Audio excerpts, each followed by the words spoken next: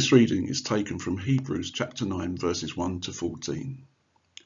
Now even the first covenant had regulations for worship and an earthly place of holiness. For a tent was prepared, the first section, in which were the lampstand and the table and the bread of the presence. It is called the holy place.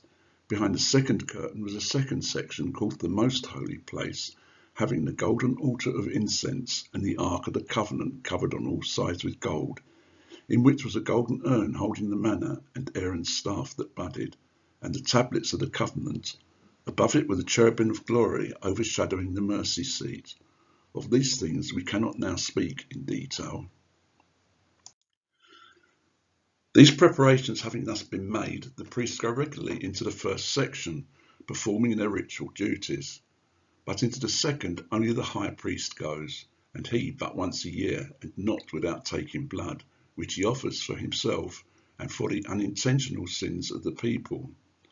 By this the Holy Spirit indicates that the way into the holy places is not yet opened as long as the first section is still standing, which is symbolic for the present age.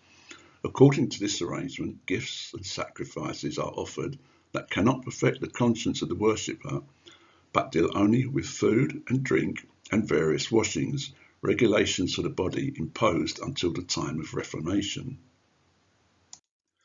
But when Christ appeared as a high priest of the good things that have come, then through the greater and more perfect tent, not made with hands, that is, not of this creation, he entered once for all into the holy places, not by means of the blood of goats and calves, but by means of his own blood, thus securing an eternal redemption.